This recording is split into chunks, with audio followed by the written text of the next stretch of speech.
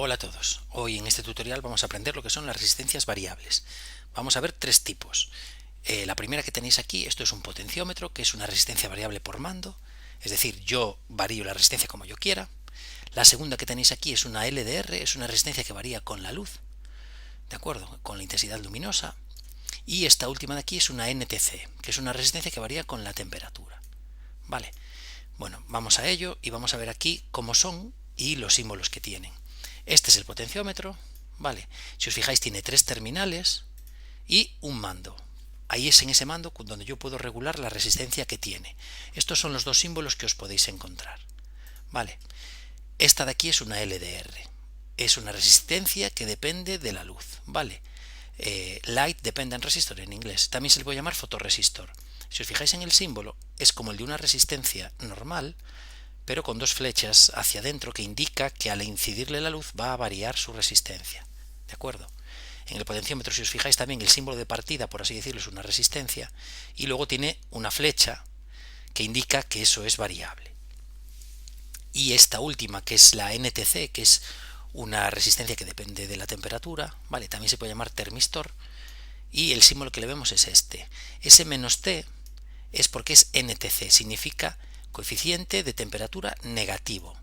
¿De acuerdo? Significa que cuando aumenta la temperatura, su resistencia disminuye. Vale. Vamos a ver cómo funciona cada una de ellas. Nos vamos a parar un poquito y lo vamos a ver tanto en Crocodile como en Tinkercad. Fijaos, aquí lo tenemos en Crocodile. Aquí tenemos el potenciómetro montado. No voy a montar el circuito tal cual, pero acordaos que estaba todo aquí en Parts Library, en Electronics, aquí, lo veis, y en Analog. Tenéis todo lo que necesitáis para montarlo. Vamos a hacer un poco más de zoom para verlo mejor. Bien, el componente nuevo que tenemos es el potenciómetro, que lo tenéis, fijaos, en Electronics, Analog, lo tenéis en Input Components. ¿De acuerdo? Tanto la LDR como la NTC también están ahí. Son componentes de entrada, Input Components, porque yo al variar tanto el mando del potenciómetro como la luz o la temperatura, puedo causar un cambio en el circuito. ¿De acuerdo? Por eso se denominan componentes de entrada. Bien, si lo veis aquí, el potenciómetro está aquí. Lo voy a sacar para que lo veáis. ¿Y cómo se conecta? Fijaos, hay que conectar, lo que es obligatorio, hay que conectar la patilla del centro, que es la que va a variar, y una de las otras dos. Vale, hay un caso especial en el que se pueden conectar las dos entre sí, pero no nos vamos a meter ahora en principio para no liarnos. Es decir, cogemos la del medio, aquí lo veis, y una de las otras dos. ¿Cómo funciona? Pues es muy fácil, fijaos, la corriente, el sentido convencional sale del polo positivo y fijaos, llega por aquí y entra al potenciómetro. ¿Qué recorrido hace en este caso? Fijaos, en este caso es un potenciómetro de 1K. Ese 1K significa que es la resistencia total, desde este extremo hasta este extremo de abajo. Vale.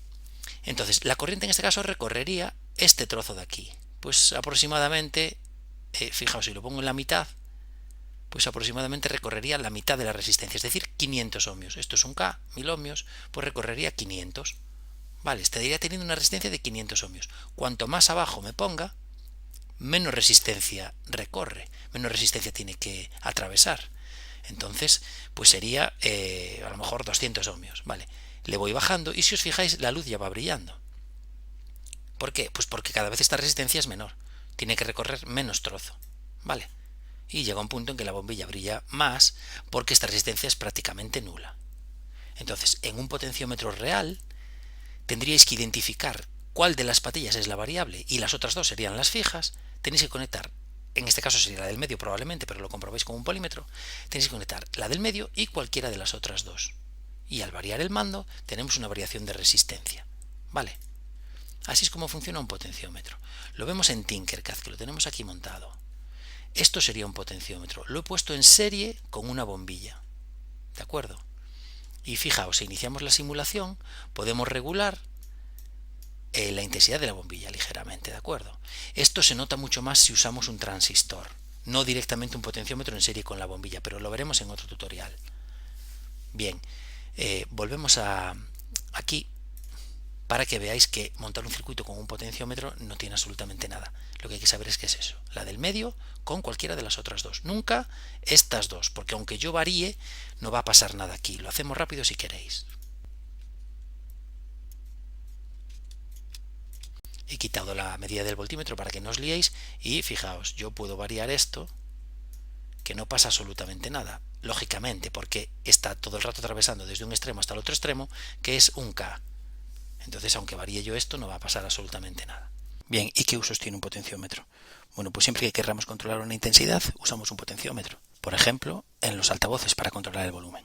Bien, vamos a la LDR. La LDR o fotorresistor es una resistencia que varía con la luz. No nos vamos a meter mucho en eso porque podríamos estar aquí un buen rato, pero fijaos, la curva de la LDR es esto. Sin valores y sin números, veis que son inversamente proporcionales. Si la intensidad luminosa es pequeña, es poca, la resistencia es elevada. Y al revés, si aumenta la intensidad luminosa, la resistencia disminuye. ¿En qué se puede usar eso? Pues en circuitos de el típico sensor crepuscular, es decir, que detecta cuando anochece, ¿no?